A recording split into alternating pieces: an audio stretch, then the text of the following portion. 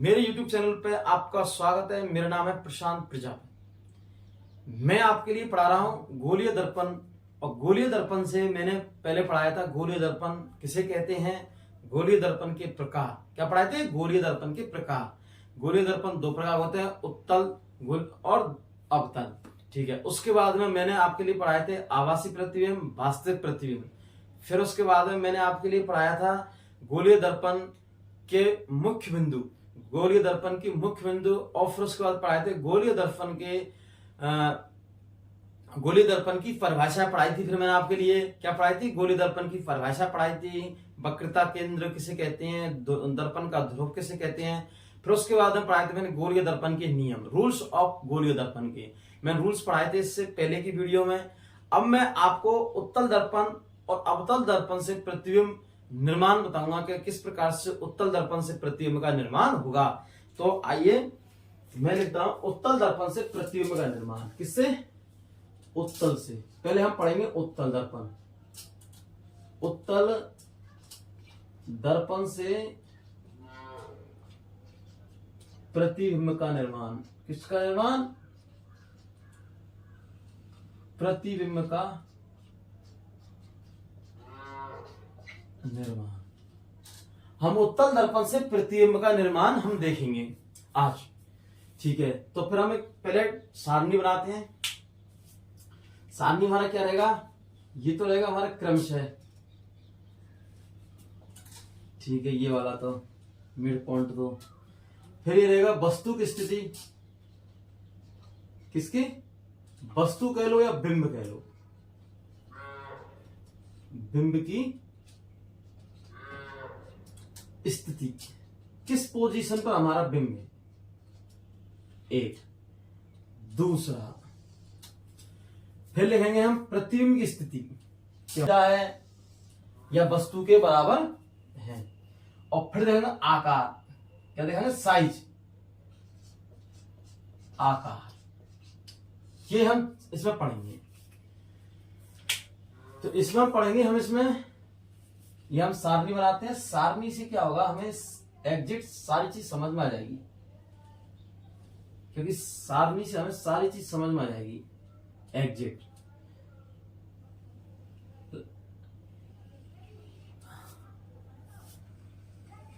ये हम सारणी पढ़ेंगे। ये हमारी टेबल है सारणी।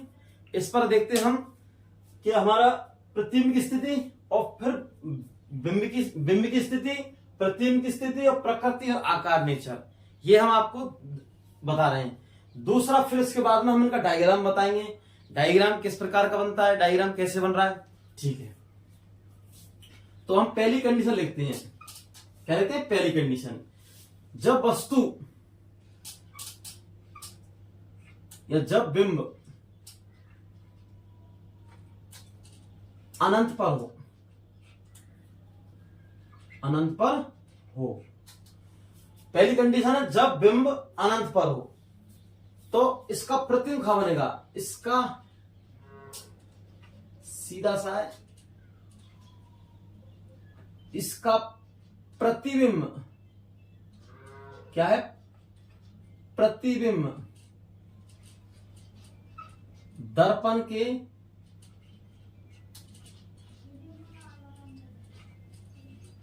पीछे बनेगा। क्या बनेगा? इसका प्रतिबिंब दर्पण के पीछे बनेगा। वह मुख्य फोकस पर बनेगा। मुख्य फोकस।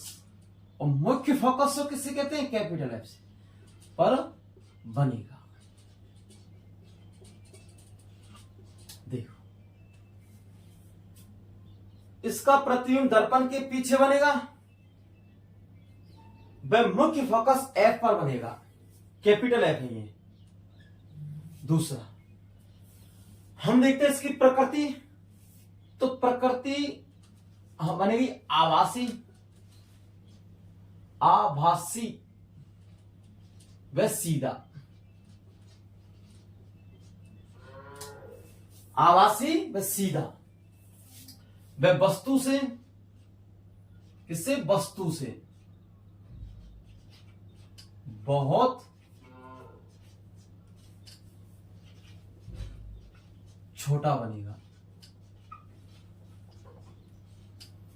देखो एक एक पॉइंट बाय पॉइंट है आपके लिए। जब बिंब अनंत पर हो, कहां पर हो, अनंत पर हो, तो इसका प्रतिबिंब दर्पण के पीछे बनेगा और मुख्य फोकस पर बनेगा और आभासी में सीधा बनेगा और वस्तु से बहुत छोटा बनेगा। कैसा बनेगा? बहुत छोटा। जब हमारे प्रतिबिंब बनते हैं आभासी तो वे हमेशा सीधे होते हैं। क्या होते हैं? सीधे। सीधे बनते हैं। क्या बनते हैं? सीधे। एक पॉइंट इसमें एक कंडीशन है। दूसरी कंडीशन बना रहे हैं हम, सेकेंड कंडीशन।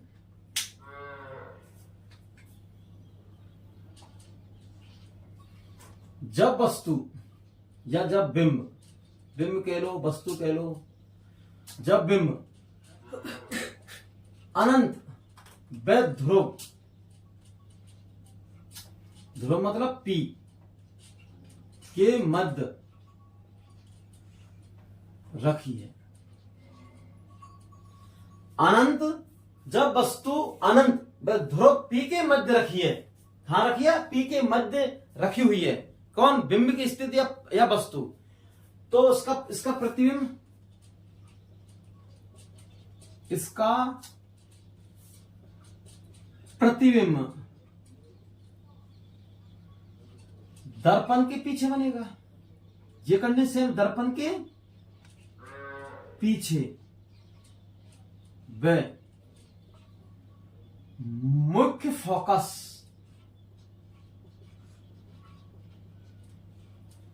व ध्रुव के मध्य बनेगा। ध्रुव के मध्य, ध्रुव मतलब P के मध्य बनेगा। जब वस्तु या बिंब हमारा अनंत व ध्रुव के मध्य रखिए, ठीक है, बिंब रखा है, ठीक है, तो इसका प्रतिबिंब दर्पण के पीछे व मुख्य फोकस व दर्पण के पीछे बनेगा व मुख्य फोकस व मुख्य फोकस व ध्रुव के मध्य बनेगा। ठीक है। सेम कंडीशन इसमें प्रतिबिंब कैसा आकार प्रकृति कैसे होगी? आभासी बनेगा। कैसा बनेगा? आभासी में सीधा। और ये आकार में कैसा बनेगा? छोटा बनेगा। ये हमारी टेबल कंप्लीट हुई थी। उत्तल दर्पण में ओनली 2 कंडीशन बनती हैं। कितनी कंडीशन बनती है? ओनली 2 कंडीशन बनती है, 2 कंडीशन। उत्तल दर्पण में प्रतिबिंब निर्माण की ओनली 2 कंडीशन बनती हैं। देखो एक बार, उत्तल दर्पण में प्रतिबिंब की ओनली 2 कंडीशन बनती हैं। पहली कंडीशन, जब बिंब अनंत पर हो। कहां पर हो? अनंत पर। तो इसका प्रतिबिंब दर्पण के पीछे बनेगा व मुख्य फोकस पर बनेगा। एक कंडीशन। प्रकृति आभासी व सीधा बनेगा व आकार वस्तु से बहुत छोटा बनेगा। एक कंडीशन। सेकंड कंडीशन है, जब बिंब अनंत पर हो। कहां पर हो? अनंत व ध्रुव के मध्य हो। ध्रुव के मध्य रखा है या मध्य रखा है, तो इसका प्रतिबिंब दर्पण के पीछे बनेगा। कहां पर बनेगा? दर्पण के पीछे बनेगा व मुख्य फोकस व ध्रुव के मध्य बनेगा और उसकी प्रकृति आभासी व सीधा बनेगा और वस्तु से छोटा बनेगा। जब भी हमारा प्रतिबिंब आभासी होता है तो मुख्यतः वो सीधा ही बनता है। ठीक है। अब हम डायग्राम में देखते हैं इनको। डायग्राम में इसको मैं थोड़ा साफ कर रहा हूं। पहली कंडीशन देखता हूं मैं। पहली कंडीशन देखते हैं। पहली कंडीशन हम कंडीशन फर्स्ट। कंडीशन फर्स्ट, जब वस्तु अनंत इन्फिनिट पर रखी है। ये कंडीशन फर्स्ट। जब वस्तु खा रखी है, अनंत पर रखी है, तो हमारा प्रतिबिंब कैसा बनेगा? तो हम डायग्राम में देखते हैं। ये हमारा क्या है? उत्तल दर्पण। क्या है ये? उत्तल दर्पण। और उत्तल दर्पण में हम ये चांदी की पॉलिश कर देते हैं। और ये हमारी क्या है, मुख्य अक्ष, मेन एक्स, मुख्य अक्ष, ठीक है, मेन एक्सिस, ये हमारी मुख्य अक्ष है। अब हमारा ये अनंत है,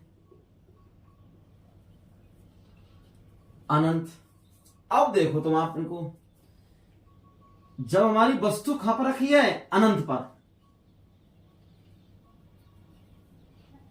तो हमने रूल्स पढ़े थे, दर्पण के नियम पढ़े थे। जब कोई वस्तु अनंत पर रखी है या वस्तु अनंत पर रखी है तो मुख्य अक्ष के समांतर प्रकाशीकरण आती है, तो परावर्तन के बाद में वापस लौट जाती है। तो देखो ये हमारी मुख्य समांतर किरण आ रही है, आ रही है नहीं आ रही है, आ रही है, मुख्य समांतर। उत्तल दर्पण तो क्या करता है, किरणों को बिखेर देता है, उल्टी चम्मच। अवतल दर्पण क्या करता है, किरणों को समेट लेता है अपने अंदर की ओर। तो ये क्या करेगा, किरणों को बिखेर देगा। तो आई किरण और किरण इसने से बिखेर दी, हो ही नहीं हुई, ये किरण बिखेर दी। ये किरण इधर से आई, ये कहां से आई, अनंत से। कहां से आई, अनंत से। अब जब इनको दर्पण के पीछे बढ़ाते हैं, ऐसे बढ़ा सकते हैं नहीं, ये तो ये हमारा मुख्य फोकस है एफ। तो हमारा प्रतिबिंब यहां बनेगा, क्या बनेगा, ये ध्रुव पी, दर्पण का ध्रुव। जब कोई वस्तु हमारी अनंत पर रखी है तो अनंत से तो मुख्य से समांतर आने वाली प्रकाशीय किरण परावर्तन के बाद में वापस पुनः लौट जाती है या बिखर जाती है इसमें। और जब इनको हम बाद में दर्पण के पीछे इनको बढ़ाएंगे तो मुख्य फोकस पर दो रेखा एक दूसरे को काटेंगे, प्रतिच्छेद करेंगी। और जब दो रेखा एक दूसरे को प्रतिच्छेद करती हैं तो इस बिंदु पर हमारा प्रतिबिंब का निर्माण होगा। किसका निर्माण होगा, प्रतिबिंब का निर्माण होगा इस जगह। तो देखते हैं हमारा प्रतिबिंब कैसे बनेगा।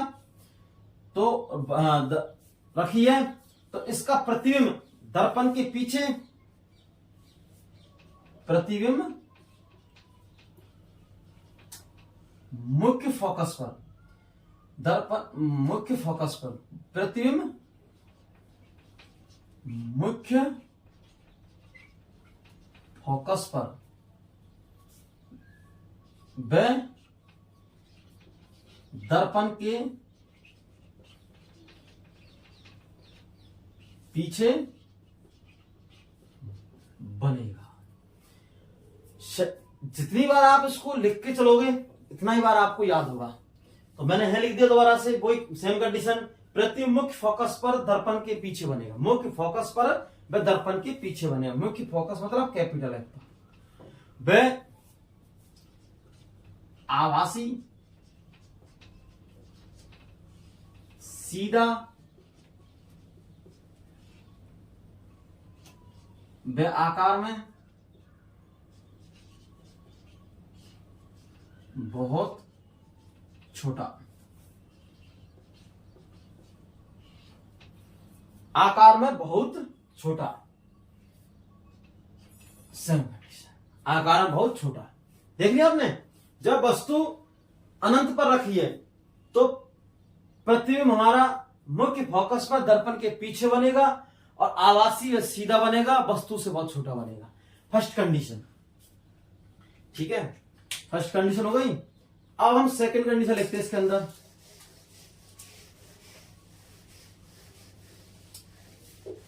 एग्जाम की दृष्टि से इंपॉर्टेंट क्वेश्चन आते हैं इसके अंदर। उत्तल दर्पण से प्रतिबिंब का निर्माण, कितनी कंडीशन है, दो। हमने कितनी कंडीशन कर चुके, हम एक कंडीशन कर चुके इजी में।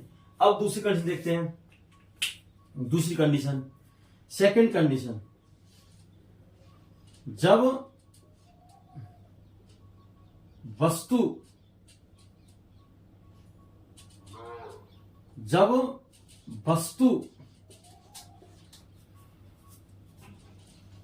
अनंत व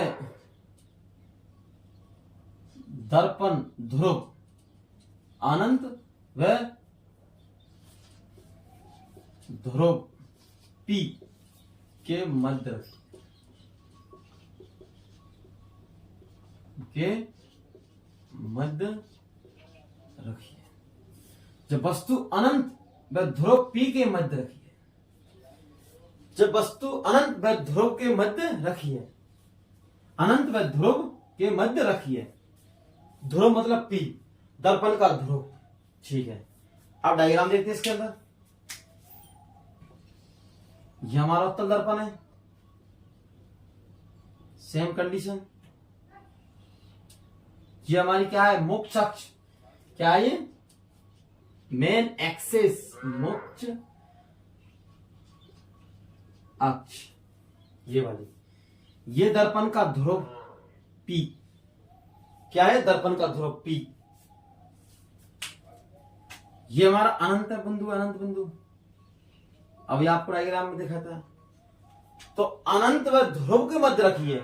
तो यहां ध्रुव, यहां अनंत, कोई सी कंडीशन को हम ले सकते हैं वस्तु को।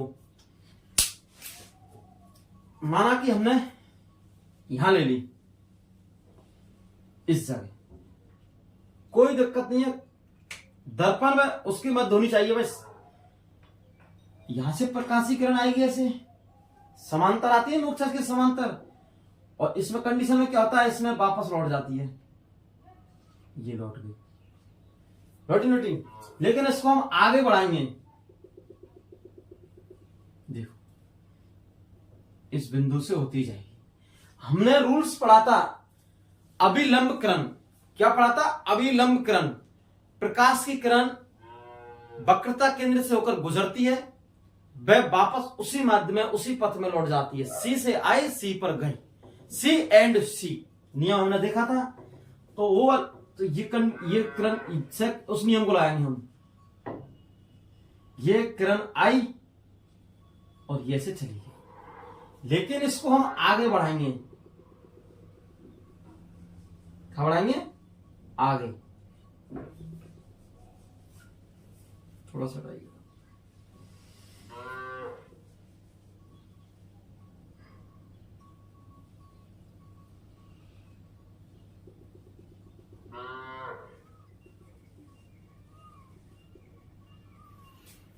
इसको हम आगे बढ़ाएंगे तो इस बिंदु पर ये काटेगी, क्योंकि बिना स्केल की वजह से थोड़ा सा दिक्कत आ जाती है। ये लाइन है, तो इस बिंदु पर दोनों रेखा एक दूसरे को काट रही है ना। ये इधर से आई और इधर चली गई। ये हमारा क्या है, प्रतिबिंब वस्तु है। और वस्तु से आने वाली प्रकाशीकरण, समांतर आने वाली प्रकाशीकरण वापस लौट जाती है। लेकिन इसको दर्पण के पीछे बढ़ाएंगे तो इस बिंदु पर जाकर मिलेगी। और ये वाली किरण सी से आई, सी पर चली गई, लेकिन इसको भी आगे पीछे बढ़ाएंगे दर्पण के, तो इस बिंदु पर मिलेगी। ये जो हमारा प्रतिबिंब बनेगा, क्या बनेगा, प्रतिबिंब। ये फोकस, मुख्य फोकस एफ। ये क्या है, मुख्य फोकस एफ, दर्पण के मध्य बनेगा। इस जगह बनेगा हमारा प्रतिबिंब में, इस जगह कटान बिंदु पर। तो इसमें क्या बनेगा, प्रतिबिंब। क्या है, प्रतिबिंब दर्पण के पीछे बनेगा, पीछे बनेगा। व ध्रुव P व मुख्य फोकस, मुख्य फोकस F के मध्य बनेगा। खपर बनेगा, मुख्य फोकस F के मध्य बनेगा ये प्रतिबिंब। और कैसा बनेगा प्रतिबिंब हमारा, आभासी सीधा, आभासी सीधा वस्तु से छोटा, वस्तु से छोटा। कैसा बनेगा प्रतिबिंब, आभासी सीधा वस्तु से छोटा बनेगा प्रतिबिंब। और ये हमने उत्तल दर्पण से प्रतिबिंब का निर्माण देखा था। उत्तल दर्पण से क्या देखा था हमने, प्रतिबिंब का निर्माण। इसके अंदर दो कंडीशन होती हैं प्रतिबिंब निर्माण की। हमने आपको टेबल बनाई थी, सारणी बनाई थी। उसके बाद में आपको प्रत्येक को एक डायग्राम में स्पष्ट कर दिया। ठीक है, वीडियो को लाइक करो, शेयर करो, कमेंट करो। ठीक है।